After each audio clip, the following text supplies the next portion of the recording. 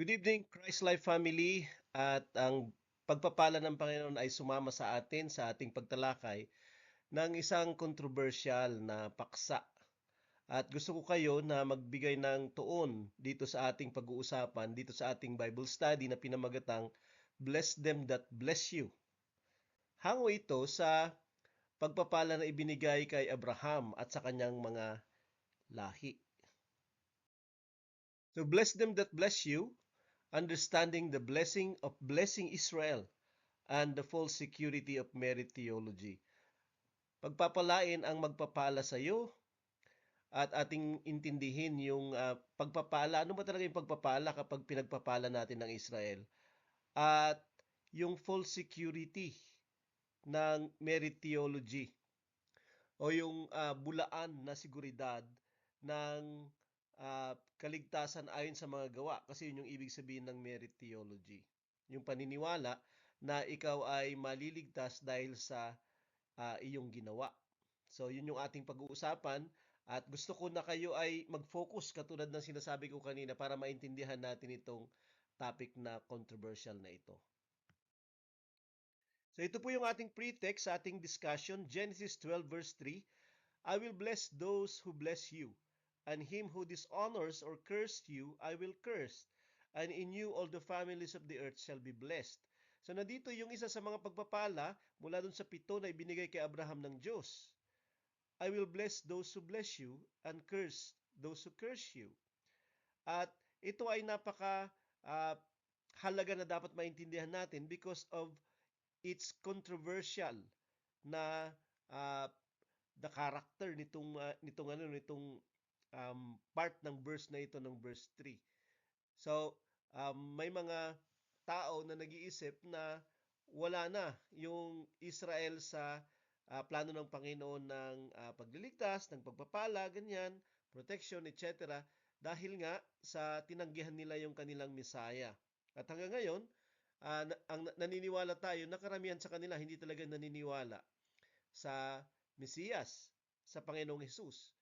So, kaya nga nagiging controversial ito. So, kasi sinasabi ng iba na bakit kapag papalain itong mga tao na ito na pinagpapala mo, hindi naman sila sumusunod sa Diyos, hindi naman sila naniniwala kay Jesus, hindi sila ligtas. 'Di ba? Kaya lang, itong pangako ng Panginoon na ito ay tapos na, ipinangako na niya ito eh. Na pagpapalain niya yung magpapala sa kanila. So, isa sa mga pagpapala ni Abraham ay hindi lamang pagpapala niya per se na binibigay ng Diyos. Subalit ito ay sa pamamagitan ng mga tao na kahit hindi nila nakikilala yung Panginoon, ay pinagpapala sila. Ibig sabihin, sila ay binibigyan ng suporta o kaya naman sila ay itinataguyod. Makikita natin yan sa ating discussion. So, I will bless those who bless you. At ito ba ay nararapat, 'di ba, para sa kapakanan ng Israel o sa mga tao na o kaya sa mga believers na or non-believers na magpapala kay Israel ay automatic ba itong pagpapala na to kahit ano yung kalagayan nila? At ang ibig sabihin ba ng pagpapalang ito ay kaligtasan? So, ibig sabihin maliligtas ako dahil ibibless ko yung Israel. Ganun ba yung ibig sabihin nito? Sa maraming mga tao, yung ayaw sa Israel, ayaw sa mga Hudyo sa panahon natin. Maraming mga nagdududa na hindi pa nga sila mga Israelites daw at hindi sila mga lahi ni Abraham o lahi ni Jacob. Ito ay nasa gitna mismo ng hindi lang mga hindi mananampalataya na hindi naniniwala sa Diyos yung may ganitong uh, sintir laban sa Israel. Subalit kahit ng mga believers, kahit ng mga spirit-filled Christians, ay meron silang ganitong pagdududa at meron sila ditong hindi naman hatred, pero galit dahil sa ginagawa ng Israel. Ito yung sinasabi nila sa mga bayan sa paligid nila. Well, isang malaking discussion yan at malaking topic kapag pag-uusapan natin kung ano yung karapatan ng mga Hudyo dun sa lugar na yon, kung saan sila nakatira ngayon at kung sila lumilipat, 'di ba? Pero ang pinag-uusapan natin ay dapat ba silang pagpalain? 'Di ba? Dahil sila ay marahas, dahil sila ay pumapatay, dahil sila ay sumisira sa maraming mga nasa paligid nila. At alam natin yung labanan, 'di ba, ng Iran at ng Israel ngayon. At baka eventually ito ay kumalat pa sa mas madami pa. Dahil ito ay nagpapatuloy mula dun sa mga labanan nila, 'di ba? Dahil sa teritoryo o dahil sa lupain o dahil sa pagiging marahas, mapanakop daw, 'di ba, nitong mga Hudyo na to laban sa ah, mga mamamayan dun sa Palestine na tinatawag. Pero katulad ng sinabi ko, yan ay hindi natin topic sa ngayon. So, dapat ba silang pagpalain? At pagpapalain ba tayo ng Diyos kung sakaling ang mga mamamatay tao na to, kaya naman ang mga panirang mga taong ito ay pagpapalain natin? Ano ba talaga yung sinasabi ng kasulatan dito? At anong uri ng pagpapala yung ibibigay ng God kung sakali? Sa Genesis 27 verse 29, kay Jacob na ibinigay itong eventually itong pagpapala na ito. 'Di ba, mula kay Abraham, kay Isaac, kay Jacob. Dito sabi niya, let peoples serve you and nations bow down to you. Be Lord over your brothers, and may your mother's sons bow down to you. Cursed be everyone who curses you, and blessed be everyone who blesses you. So, ilang ulit na sinasabi niya ito sa kanyang ah, piniling bayan, piniling nation na tinatawag na eventually hindi lamang yung pamilya ni Abraham, pamilya ni Isaac, pamilya ni Jacob, kundi si Israel o yung mga Israelites o yung mga Hudyo. So bless them that bless you. Dapat nating maintindihan, ano ba yung pagpapala na tinatanggap ng mga nagpapala sa Israel? Saan ba ito nakabatay? Dahil ba ito'y sinusunod natin yung sinasabi ng Panginoon at kaya niya tayo pagpapalain kahit na anong uri yung ating moralidad, kahit na tayo hindi mananampalataya o kaya kahit na hindi tayo sumusunod sa kanya ay pagpapalain niya tayo ng kaligtasan? Yun ba yun? Bless them that bless you, the conditional and unconditional blessings of God, or the conditional and unconditional promises of God. Kasi may mga pangako yung Panginoon at pagpapala ang mga bagay na ito, di ba, na mababasa natin sa mga kasulatan. At ito'y binitawan ng Panginoon na pwedeng pakinabangan ng mga tao, lalong-lalo na ng kanyang bayan, di ba, na Israel. So anong ibig sabihin ng conditional promise or blessing of God? Ang ibig sabihin ng conditional ay meron kang gagawin, merong inaasahan ang Diyos para ibigay niya sa iyo itong blessing o pagpapala na to. O yung unconditional naman ay wala kang gagawin. 'Di ba? Katulad lang nung umulan at nagbaha nung time ni Noah sa kanyang sibilisasyon. 8 lang sila na naiwan ng kanyang pamilya. At nangako yung Panginoon na hindi na niya gugunawin pa sa pamamagitan ng tubig ang sanglibutan. Walang kondisyon. Okay? Pero yung ibang mga pangako ng Panginoon ay meron. Okay, na mga kondisyon. At makikita at mababasa natin yon sa buong Bible. Katulad lang ng yung tinatawag na Mosaic Covenant o yung tipan niya sa bayan ng Israel nung panahon ni Moises. 'Di ba? At sinasabi doon na kinakailangan nilang sumunod para sila ay pagpalain. 'Di ba, mababasa natin ito sa Deuteronomy chapter 28 verses 1, verses 2. Kapag susunod sila ng walang patid, kapag susunod sila ng matapat, at kung hindi naman, sila ay susumpain kapag hindi sila susunod. So, ang blessing ay conditional. Merong inaasahan sa kanila at kinakailangan nilang gawin para sila ay pagpalain. At ganoon din si David, yung ibinibigay sa kanyang kaharian, walang hanggan, eventually ay walang kondisyon. Dahil ito ay uh, yung magiging kaharian ng Panginoong Yesus na mula sa lipi ni David. Ito ay makikita natin sa scriptures, itong mga pangako na ito ng conditional at unconditional blessings or promises of God. Ngayon, yung Genesis 12 verse 3, anong pangako ito? Anong uri ng pangako ito? Ito ay pangako ng Diyos na conditional. Kaya nga sabi niya, I will bless those who bless you. 'Di ba? Conditional siya. Katulad lang yung sinasabi niya halimbawa sa James 1 verse 5, 'di ba, na bibigyan ng masaganang karunungan ang mga hihingi sa kanya sa pananampalataya without doubting. Sila ay tatanggap. Kung hihingi sila, 'di ba, ng karunungan, sila ay bibigyan dahil humingi sila. 'Di ba? Ganun din sa yung favorite na Proverbs natin siguro sa Proverbs 3 verses 5 to 6. Conditional din yung sinasabi niya doon na ipinapangako ng Diyos na ang ating mga daan na matuwid ay tiyak kung tayo'y magtitiwala sa Kanya ng buong puso natin at hindi tayo sasandal sa ating sariling pagkaunawa. So, maraming mga conditional promises yung Panginoon. Um, Katulad lang ng uh, buhay na ibinibigay niya sa atin, yung tinatawag na eventually crown of life.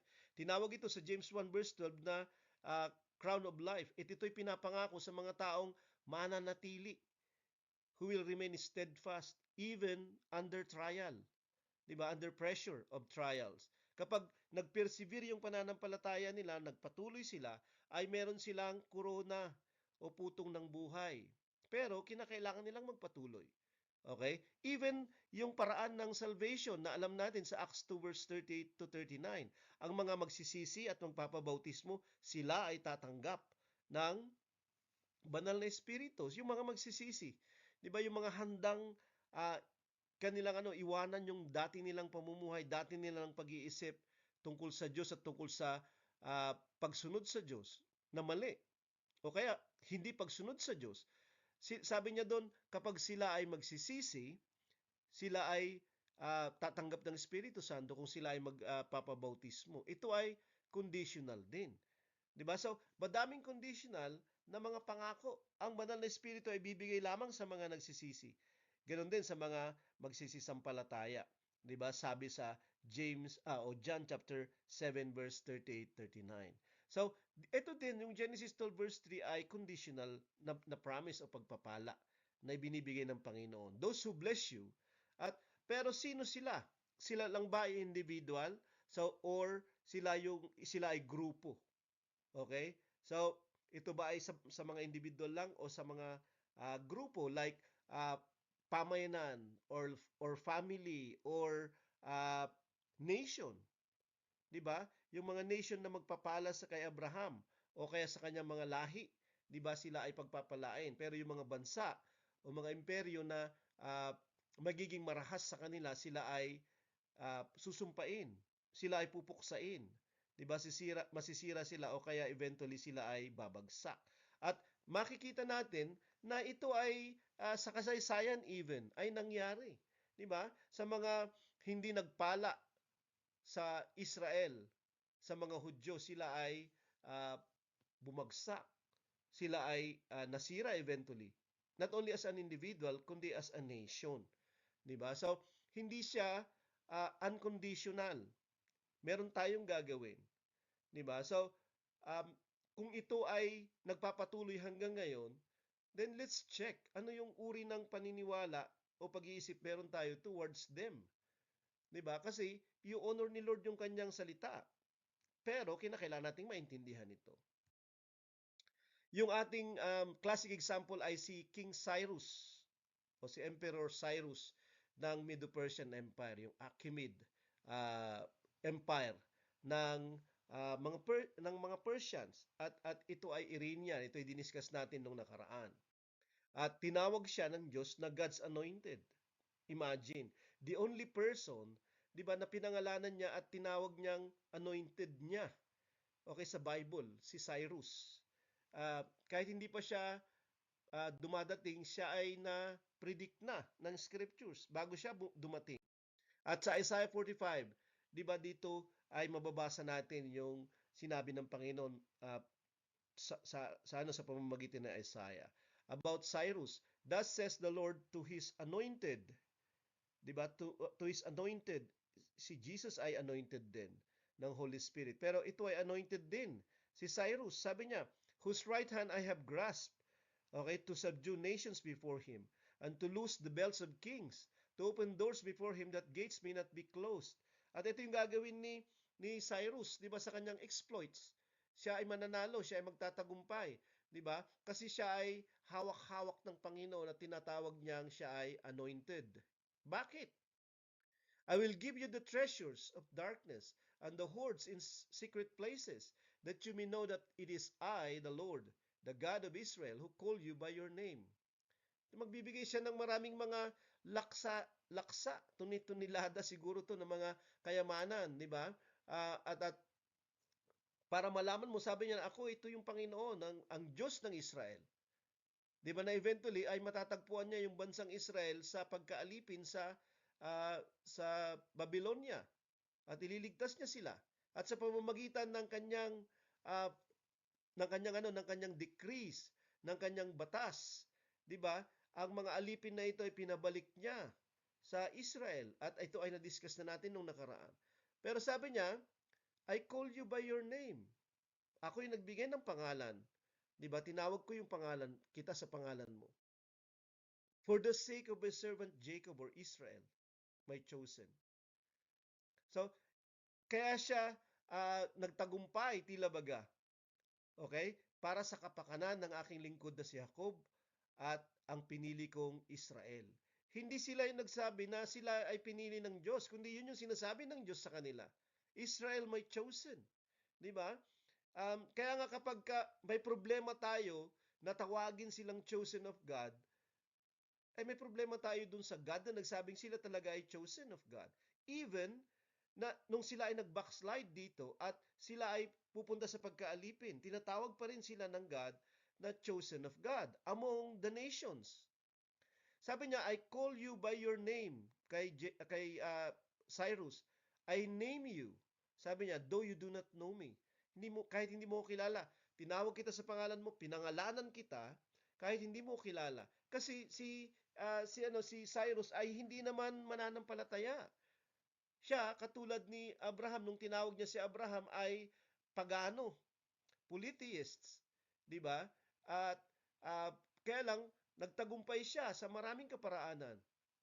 Pinagtagumpay siya ng Panginoon, tinulungan siya ng Panginoon at siya ay naging makapangyarihan. Actually, pinakamalaki yung Persian Empire sa lahat ng imperyo, 'di ba? Hindi lamang sa panahon niya.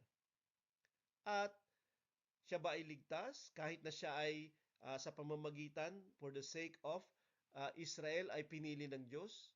'Di ba? Itinanghal siya ng Panginoon, nagtagumpay siya at nanalo siya sa madaming mga imperyo? No, kasi namatay pa rin siyang hindi mananampalataya. At hindi natin alam kung anong nangyari sa kanya, 'di ba, sa kanyang pamumuhay, kung naniwala siya sa Diyos ng Israel at sumunod o hindi. Kasi kapag hindi siya ay pupunta sa impyerno, hindi siya maliligtas. Even if siya ay pinili ng Diyos at inanoint ng God, ginamit ng Diyos para magligtas in relationship dun sa Israel na kanyang pinili. 'Di ba? So, dahil kay, 'di ba? For the sake of, 'di ba? Israel, my chosen. Si David, the king of Israel after God's own heart, 'di ba? Siya ay hari ng Israel, tinulungan niya yung Israel, bless niya yung Israel. Siya ay prinoteksyonan niya yung Israel. Pero nung siya ay nagkasala na, siya pa din ay nagdusa sa kanyang kasalanan. Yung anak niya ay namatay dahil sa kanyang kasalanan ginawa. So, yung point is, oo, ikaw ay merong mabuting relasyon sa Israel. Oo, pinagpapala mo yung Israel. Pero, that does not negate, hindi niyan tinatanggal yung responsibilidad mo na maging moral at sumunod sa Diyos. At kapag hindi ka susunod sa Diyos, ikaw pa din ay ikukundina, ikaw pa din ay hahatulan. Hindi sa mabuting ginawa mo, kundi sa masamang ginawa mo. Hindi ito yung wrong minus right. O kaya naman right minus wrong na paraan. 'Di ba? Ng kaligtasan na mamaya ay maiintindihan natin. 'Di ba? So, pinagpala niya yung Israel, si David. Sinaklulo niya yung Israel, pinatay niya si Goliath, 'di ba? Pero yung point is, nung nagkasala siya, siya pa din ay kinakailangang magsisi.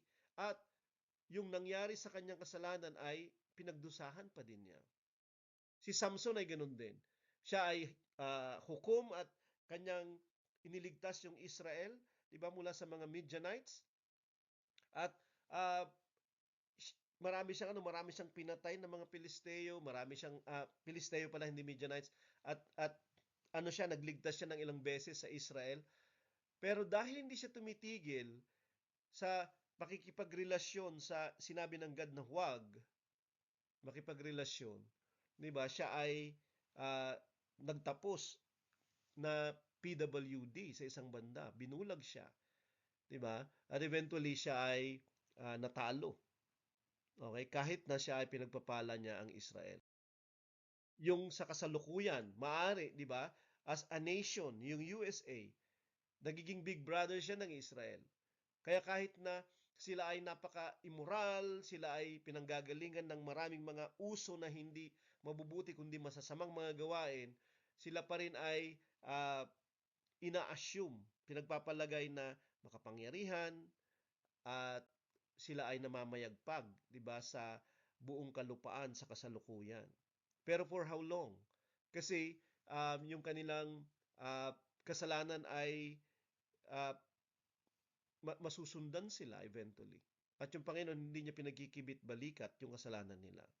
Pero yung point is, dahil kanilang pinagpapala yung Israel, mayroong balik yun sa kanila. Okay, sa isang banda. Yun yung ating gustong sabihin. Pero hindi nangangahulugan na ikaw ay inaabsuelto sa kasalanan mo at ikaw ay diretso na nagiging ligtas dahil sa pagpapala na ginagawa mo sa Israel. So ways of blessedness means to God's blessings. Ano ba yung daan patungo sa pagpapala ng Diyos? 'Di ba? So ang pagpapala ng Diyos ay protection niya, ang pagpapala ng Diyos ay provision niya. 'Di ba? Ang pagpapala ng Diyos ay yung iba't ibang mga mabubuti, 'di ba, na pwedeng mangyari sa buhay natin. Uh, yun yung ay pagpapala ng Panginoon. Paano ba natin siya nakukuha? At makikita natin, hindi lamang yung pagbibless sa Israel na activity, okay, yung ginagawa tayong mga pinagpala. Siyempre, alam naman natin, di ba, yung nasa Luke at nasa Matthew chapter 5, di ba, na Beatitudes na tinatawag. Okay, dito sa Beatitudes ay pinag-usapan, idiniscuss ni Jesus Christ yung iba't ibang uri ng mga tao na pagpapalain niya. Kasi ang ibig sabihin lang ng pagpapala, by the way, is to be happy. Ang maging masaya. Di ba? Uh, dahil sa kung ano mang kalagayan na meron sila o ibibigay sa kanila ng Panginoon. Blessed are the poor in the spirit. So the poor in the spirit, the merciful, the persecuted, the forgiven, etc. Di ba? 8 yung binanggit dito ni Jesus Christ na pinagpala din. Bakit? Hindi naman nila pinagpapala yung Israel, pero bakit sila pinagpala? Dahil ito yung mga ways and means ng pagpapala ng Panginoon sa buhay. At titingnan natin yung iba-iba, 'di ba, na paraan o sino-sino yung mga tinatawag ni Lord na pinagpala. So dito sa Psalm 1 verses 1 to 2, tiningnan ko yung iba't ibang pinagpaala ng Diyos sa Bible mula sa Old Testament hanggang New Testament. Sinulat ko rito, nilagay ko dito yung ilan lang. Sabi niya dito, blessed is the man who walks not in the counsel of the wicked. Okay? Pinagpala yung tao na hindi naglalakad ayon sa payo ng masama. Kasi kapag pinayuhan ka ng masama, saan ka pupunta? Nor stands in the way of sinners.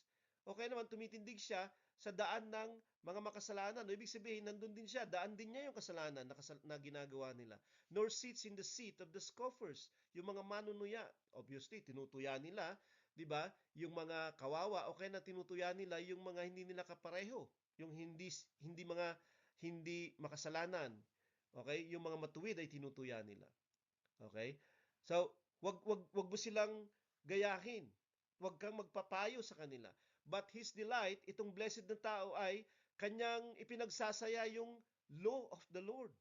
And on his law, he meditates day and night. At kanyang pinag-aaralan, binubulay-bulay niya yung salita.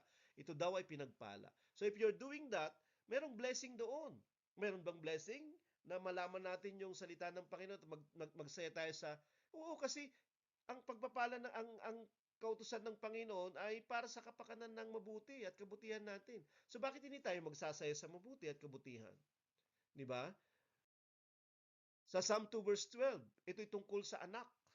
Di ba? At ito'y prophecy tungkol kay Jesus Christ. Blessed are all who take refuge in Him. Ang naghahanap ng kanlungan sa anak. Yung nakakakita tayo ng proteksyon, refuge, salvation o safety sa anak. Sabi niya, pinagpala ka. Psalm 32 verses 1 to 2, Blessed is the one whose transgression is forgiven. Diba? Yung mga pinatawad yung kanilang mga kasalanan, sila ay pinagpala. Okay? So, hindi lamang yung mga nagsisisi, kundi yung mga pinatawad yung kasalanan nila. Okay? So, kapag pinatawad ka, ikaw ay pinagpala. Tingnan mo yung sarili mong pinagpala ka. Blessed is the one, sabi niya, the man against whom the Lord counts no iniquity. Yung hindi na niya binibilang sa iyo yung kasalanan, ikaw ay pinagpala. Okay? At walang anumang karayaan sa iyo, ikaw ay pinagpala. Kaysa sa mandaraya, kaysa sa nananatili sa kanyang kasalanan, hindi siya pinagpala. Anong kabaliktaran nun? Psalm 33 verse 12, Blessed is the nation whose God is the Lord. Okay, hindi lamang yung individual, kundi yung nation.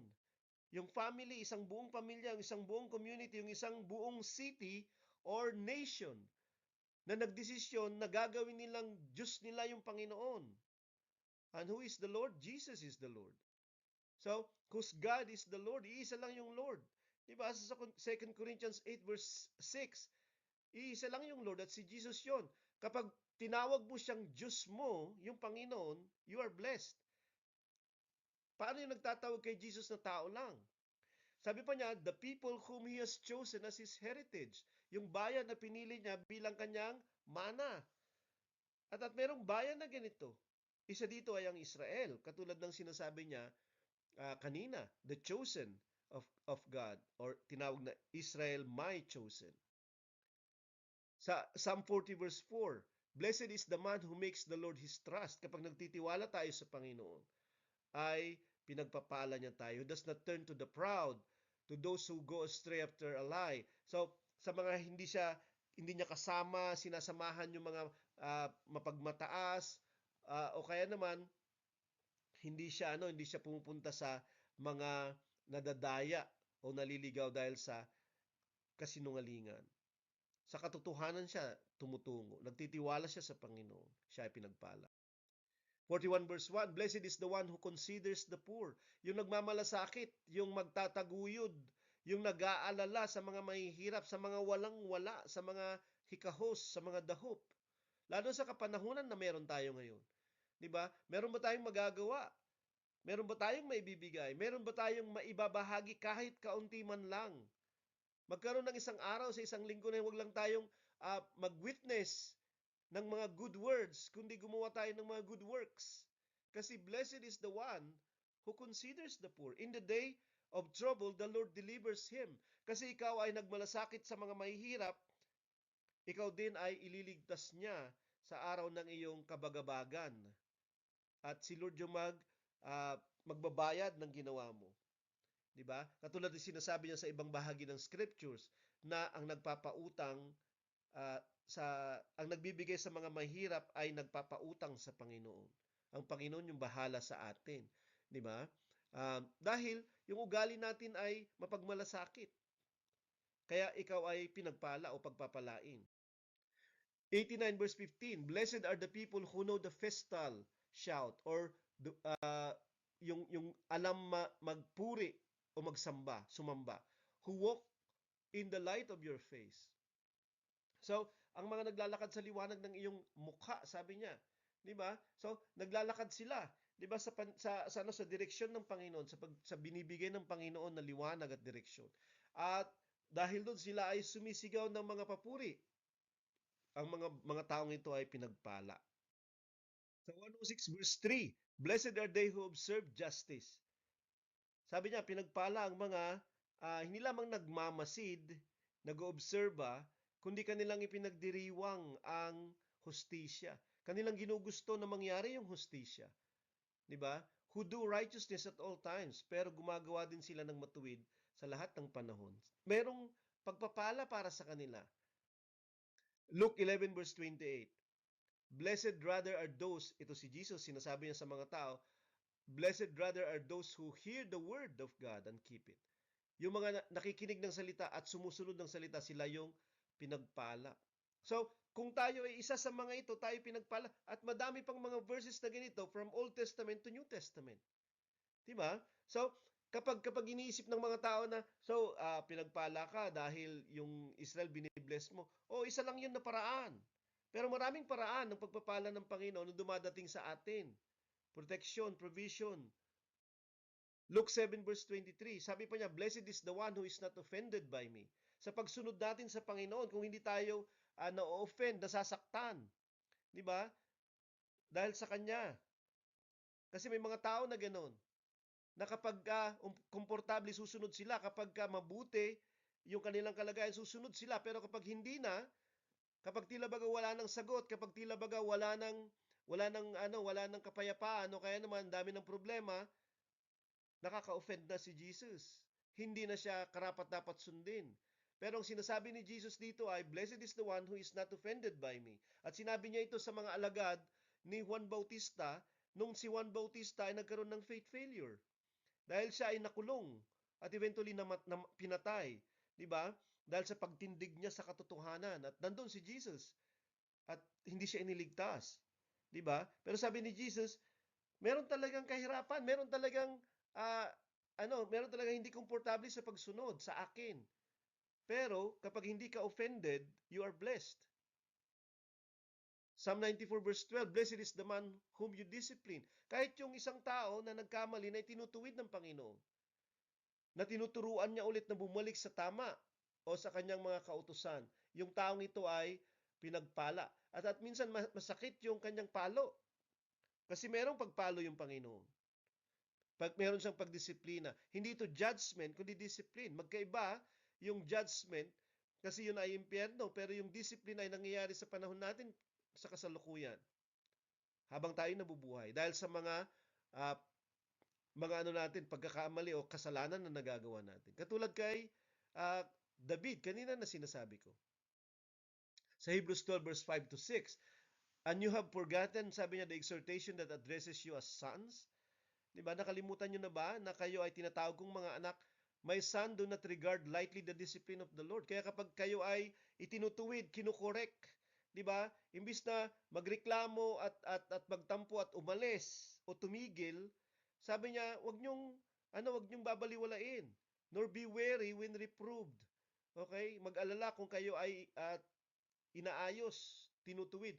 For the Lord disciplines the one He loves and chastises every son whom He receives. Dahil dinidisiplina ng Panginoon ang bawat iniibig niya o minamahal niyang anak.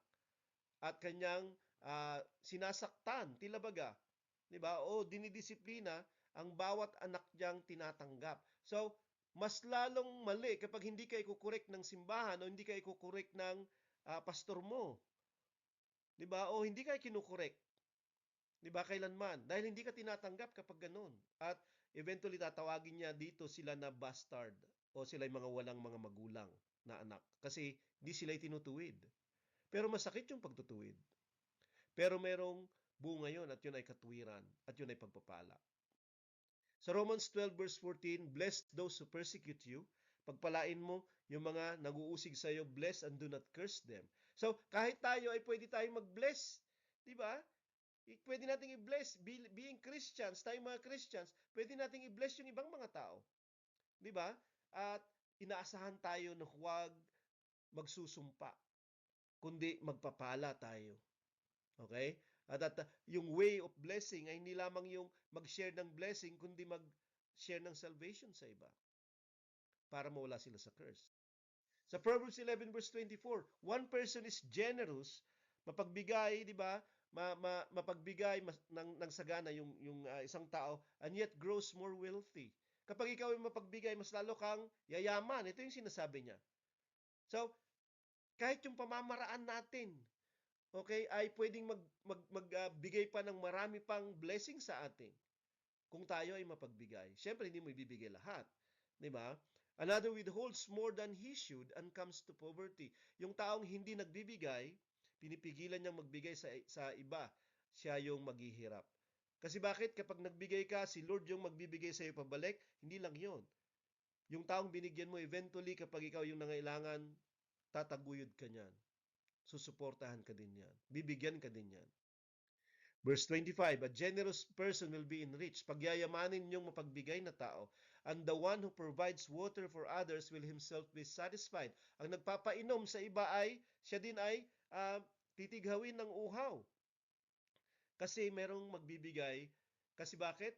Kasi gagawin natin yung gusto natin na gawin ng iba sa atin. So kahit hindi pa nila ginagawa, gawin mo na yon. Anong gagawin mo kapag ano yung ini-expect mo sa iba? Kung ikaw ay nauuhaw, 'di ba tubig? So ngayon, magpainom ka na ng mga nauuhaw para kapag ikaw yung nauuhaw isang araw, may magpapainom sa iyo. Yun yung golden rule ni Jesus Christ. Gawin sa iba kung ano yung ginugusto mo na gawin nila sa iyo. At ito yung sinasabi ni uh, Proverbs 11 verse 25. So, yung blessing ay kahit tayo pwedeng mag-generate ng blessing sa mga pag-uugali na meron tayo. Acts 20 verse 35. Ito yung naalala ni Apostle Paul na sinabi ng Panginoon sa kanya, it is more blessed to give than to receive. So, ang inisip natin na ang blessing lang ay yung mga tinatanggap. Hindi. Blessing din yung magbigay. At kung ano yung nabibigay niya sa ating kapayapaan, ano yung nabibigay niya sa ating katiwasayan sa loob, kasayahan sa loob. Kung hindi mo pa ito nararanasan, give more. Okay? Than expect something in return. So, yan yung pamamaraan ng pagpapala at ang dami. 'Di ba? Nung tiningnan ko siya, napakadaming paraan ng pagpapala ng Panginoon na makarating sa atin. Susunod ay blessed and condemned. Pagpapala, pinagpala, tapos kinukundina. Pwede bang magsama yun sa isang tao? The false security of merit theology. Ang merit theology po ay yung kaisipan na dahil meron kang ginawa, kaya maliligtas ka. Katulad lang ng ibibless ko yung Israel, kaya ako'y pagpapalain ng kaligtasan. Merit theology yun. Diba? Hindi nangangahulugan hindi tayo susunod sa Diyos. Susunod tayo sa Diyos. Diba? Pero ang palaging paraan ng kaligtasan ay yung ginawa ng Panginoong Hesus para sa atin. 'Di ba? So kung wala siyang ginawa, kahit anong pagsunod yung gawin natin, lahat ng katwiran natin ay basahang marumi. Tinatawag ng Bible na ganun yun. Pero dahil si Jesus Christ ay nagbayad ng kasalanan natin, kaya nga yung ating pagsisisi may merit. May pupuntahan yung pagsisisi. Ano yon? Makakatanggap tayo ng kapatawaran. Malilinis tayo sa ating mga kasalanan through yung ginawa ni Jesus Christ. 'Di ba? Hindi siya totally sa ating gagawin lang dahil ginawa ko 'to. Hindi. Okay? Dahil sa ginawa ni Jesus. Sa Malakay 3 verse 10, bring the full tithe. Ito yung pananaw ng iba na kapag nagta-tithe sila, okay, kanilang tinatry o tinitesting yung Panginoon. Sinusubukan nila siya, katulad ng sinasabi ng verse na to. Kasi daw bubuksan ng Panginoon yung mga bintana ng langit at magbubuhos siya ng pagpapala na napakadami na hindi mo pwedeng ilagay sa isang lugar lang. So, ang sinasabi niya dito is conditional, di ba? Magbigay ka ng tithe at bibigyan ka niya ng blessing. Pero ito din ay national dun sa Israel kasi ito'y batas nila na hindi sinusunod ng mga tao. Hindi natin ito batas. Una sa lahat, wala na tayo sa kautusan, di ba? Tungkol dito. Ibig ba sabihin, hindi na tayo magta-tithe kung yun yung pangalan mo? O kaya naman mag-abuloy, o kaya naman magko-contribution, o kaya naman magko-collection. Hindi, magko-collection pa rin tayo. Kasi nangyayari pa rin yun hanggang ngayon. Kaya lang, bakit natin gagawin yun? Para i-bless tayo ng Panginoon? Di ba? Ito yung time ni Jesus Christ, may mga nagta-tithes. Ito yung mga eskriba at mga pariseyo, pero tinatawag sila ng Panginoon na hipokrito. Why? Kasi nagta-tithe sila kahit sa pinakamaliliit na mga buto. Pero sabi niya, you tithe, pero you've neglected the weightier matters of the law. Yung pinakamabibigat, okay? May timbang na mga usapin ng kautusan, hindi niyo sinusunod. Itong kautusan ng tithe, sinusunod mo. Yung ibang kautusan, hindi. Justice, mercy, faithfulness. Hindi niyo ginagawa. Dapat hindi niyo ito pinabayaan. Di ba? Dapat lahat ay gagawin ninyo. So, ito yung gusto nating sabihin. Na tinawag silang ipokrito Hindi dahil sa hindi sila nag-tithe sila, pero hindi dahil sa pagta-tithe nila sila ay naging hipokrito, kundi sa palagay nila, yun na yung sapat para kumpleto silang tingnan ng Panginoon na mabuti at pinagpala. Pero yung iba na inaasahan ng Panginoon, kinalimutan nila. At yun yung pinagmamalasakitan ng Panginoon at kinukonsider niya. Huwag natin kakalimutan yung iba. Lahat ay kinakailangan natin i-consider at gawin. So, ini-expect ng Panginoon na gawin natin yung lahat. So, hindi nangangahulugan, katulad ng dinidiscuss natin, na sinabi niyang pagpapalain ka kapag pinagpala mo yung Israel, ay hindi ka na ini-expect na gawin yung ibang mga bagay na paraan din ng kanyang pagpapala or cursed. Diba? Katulad ng pagsunod sa iba pang mga sinasabi niya. So, walang utang yung Panginoon sa atin. Ibinibigay niya ito ng malaya. Okay, so kung sinasabi man niya yung mga conditional na mga promises or blessings niya, ay ano pa din yun, blessing pa din yun, libre pa din yun na nanggagaling sa kanya. 'Di ba? Sa isang banda. Kasi wala naman siyang obligasyon na pagpalain tayo. Okay, so kaya lang yung point is, hindi offsetted, hindi nawawala yung responsibilidad natin na sumunod sa ibang mga pinag-uutos niya dahil nagawa na natin yung isa. Katulad ng sinasabi niya dito tungkol sa tithing. Sa 1 Corinthians 7 verse 14, for the unbelieving husband is made holy because of his wife.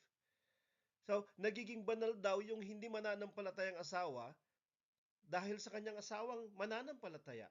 So, ibig sabihin, naliligtas ba yung asawa kahit hindi siya mananampalataya, kahit siya ay may bisyo, kahit siya ay masamang tao, kahit siya ay sumasamba sa Diyos-Diyosan o hindi naniniwala sa Diyos? Hindi yun yung ibig sabihin nito. Ang ibig lang sabihin nito ay for the sake ng asawa na may pananampalataya at sumusunod, nabibigyan ng holiness or protection. Tinitingnan itong tao na to na iba sa ibang mga taong unbeliever kasi dahil sa connection niya dito sa kanyang asawang mananampalataya o sumusunod. Ganon din yung mga anak. They are considered holy o separated ang ibig sabihin niyan sa isang banda. Separated from among the rest ng mga anak kasi dahil sa pagpapala uh, ng kaligtasan ng kanilang magulang o ng kaligtasan ng kanyang asawa. Pero hindi nangangahulugan na siya ay automatic na ligtas. May protection siya, okay? May protection siya sa kalamidad, mayroon siyang protection sa sakit. Diba? Dahil sa prayer nitong tao na to na ligtas. Dahil sa kanyang pananampalataya para sa kanila. Pero hindi nangangahulugan na sila ay pupunta sa langit. Kapag sila ay nakagawa na ng kasalanan, sila ay kinakailangang magsisi ng personal at kinakailangan nilang kilalanin yung Diyos, yung Panginoon na personal na tagapagligtas nila. At sumunod din sila ng personal. Sa Proverbs 28 verse 14, whoever hardens his heart will fall into calamity. Okay? So, kapag bilines mo ba yung Israel pero matigas yung puso mo sa Panginoon, wala kang kalamidad. Ang sinasabi pa rin ng salita ay may kalamidad ka. If one turns away from hearing the law, di ba kapag ayaw mong pakinggan yung kautusan na to, obviously ayaw mong sundin, kaya ayaw mong pakinggan, yung utos niya, yung kalooban niya, his prayer is an abomination. So kahit binibless mo yung Israel, kung ikaw naman hindi ka sumusunod sa kautusan, wala kang pakialam sa salita ng God, di mo lang basahin, di mo lang sundin, kahit yung prayer mo ay karumal-dumal. Ibig sabihin, kung karumal-dumal yung prayer mo, sasagutin kaya niya yung mga prayers na karumal-dumal? Hindi. Kahit na binibless mo yung Israel. Proverbs 28 verse 13, whoever conceals his transgressions will not prosper. Ang nagtatago ng kanyang kasalanan, ang nagpapatuloy sa kasalanan ay hindi sasagana. Pero siya na nagkukumpisal, siya na umiiwan ng kasalanan niya ay magkakaroon ng habag, kaaawaan, maliligtas. Galatians 6 verse 7, kasi huwag tayong padaya dahil ang Diyos ay hindi paluloko. Hindi mo maluloko yung God. Ano man yung ginawa mo ay pagdudusahan natin. So hindi niya tayo paparusahan dahil sa mabuting ginawa natin sa masama. At kung merong masama, repent. Maniwala ka na mayroong kapatawaran. Maniwala ka at magsisi ka. At merong forgiveness. And then you will be blessed because you will be forgiven. Sa Psalm 66 verse 18, if I had cherished iniquity in my heart, kapag aking inalagaan, inalumana, aking iningatan ng kasalanan sa puso ko, the Lord would not have listened. Hindi makikinig sa tao, sa taong nagpapatuloy, pinagsasaya niya at iniingatan niya, imbis na yung kapatawaran, yung kasalanan sa puso. At hindi siya makikinig dito sa tao na to. So, dito sa mga verses na to, makikita natin na yung kaligtasan ay hindi kasali dun sa pagpapala na sinasabi dun sa pagpapalain ka kapag yung Israel ay pinagpala mo. Isaiah 59 verse 2. Kasi may separation kapag merong iniquities. Okay? At hindi ka papakinggan ng Diyos. Ito yung sinasabi ng Isaiah 59 verse 2. So, ano yung pagpapala kung ganun? Genesis 12 verse 3, I will bless those who bless you. In you, all the families of the earth shall be blessed. Sa pamamagitan mo ay pagpapalain ang lahat ng bayan. Okay, Galatians 3 verse 10, all who rely on the works of the law are under a curse. Lahat ng mga dumidepende sa pagsunod sa kautusan, sila ay cursed. Bakit? Kasi hindi nila magagawa yung lahat ng kautusan. Walang nakagawa ng buong kautusan. Cursed be everyone who does not abide by all things written. So, kapag magsimula kang kumuha ng katwiran o kaligtasan mo sa pagsunod, hindi ka perfect. May curse doon. Pero kapag ikaw naman ay hindi nasusunod kahit kailan, hindi ka rin masisave. Ikaw din ay maka-cursed. So, gawin mo man o hindi mo gawin, maka-curse ka. So, anong gagawin mo? Ano ang solusyon?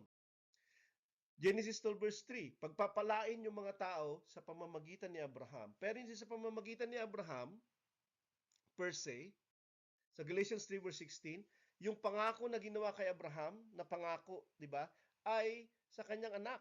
At sino yung anak niya na to? Si Kristo. Doon, pagpapalain lahat ng angkan sa lupa, lahat ng mga tao sa lupa ni Abraham sa pamamagitan ng kanyang inapo na si Jesus. Pag dumating na si Jesus. Sa Galatians 3 verse 9, those who are of faith are blessed along with Abraham. So, silang may pananampalataya kay Jesus at ito ay conditional, 'di ba? Manampalataya ka, pagpapalain ka, katulad ni Abraham. Okay? So, ano ang pagpapala ng pananampalataya ni Abraham?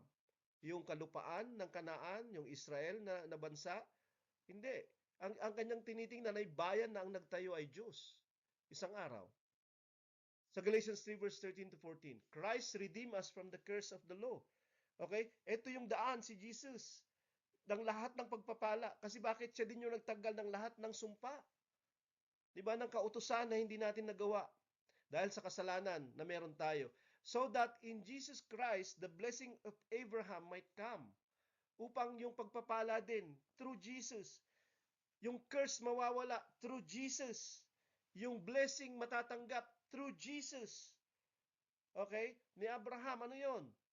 The promised Spirit through faith. Sa mga mananampalataya sa Panginoon, hindi lang sila mananampalataya na may Diyos na si Jesus Christ yung Kristo at si Jesus Christ yung tagapagligtas, kundi mananampalataya sila na sila ay tatanggap ng pangako ng pagpapala ni Abraham. Ano yung pagpapala na yon? The promised Spirit. So tayong tumanggap nito, meron na tayo ng pagpapala. Di ba? Na ipinangako kay Abraham. Na ipinangako sa mga magbi-bless kay Abraham. Iisa lang yung mga blessing na yan eventually. At ito ay hindi lamang mga material, kahit hindi ka pagpalain sa material, ito yung the ultimate blessing na manggagaling kay Abraham o manggagaling sa Diyos na ibibigay niya through Abraham or through blessing Abraham. 'Di ba? Ito yung kaligtasan sa pamamagitan ng Espiritu Santo. Ito yung pagtanggap ng reverse ng cursed blessing. So, nakita natin na pinagpala inanoint si Cyrus, pero hindi siya sumunod sa Panginoon. And I doubt kung naligtas siya. Pero yung pagan na si Abraham, siya din ay pumalpak, siya din ay pumalya. Makikita natin sa Genesis yung kanyang mga pagpalya. Pero nagpatuloy siya na nanampalataya, nagpatuloy siya na umasa. At siya ay pinagpala, okay, ng mabuting balita ng pagdating ng kanyang tagapagligtas isang araw na manggagaling din sa kanya, sa kanyang lipi. Diba? At nakita natin yun at tinanggap natin yun at pinaniwalaan natin at ipinagsasaya natin siya. So, yung bless them that bless you, okay, ay hindi na lamang para sa Israel as a nation. Kasi tayo din ay mananampalataya at kasama sa lipi ni Abraham. Di ba? Ano man yung sasabihin nila sa atin, sinasabi nila katulad ng ginagawa nila sa Israel. Kasi tayo din ay spiritual na mga anak na ni Abraham, okay, dahil kay Jesus Christ. Ang blessing ng pag-bless kay Israel o kay Abraham, eventually ay hindi lamang yung protection, hindi lamang yung provision, kundi salvation na dadalhin ng spiritual na kapanganakan, ng spiritual na buhay sa Espiritu Santo. Tinanggap mo na yon. I-bless mo na yan sa iba, kapatid. Okay? Upang hindi lamang sila ay tatanggap ng blessing ni Abraham, kundi sila ay tatanggap ng nagpapala kay Abraham, yung God, Spirit, si Jesus. At lahat ng ito ay available. Hindi lamang sa iyo, so bless them, yung ibang mga tao na alam mong hindi pa bless. Good night at God bless sa ating lahat.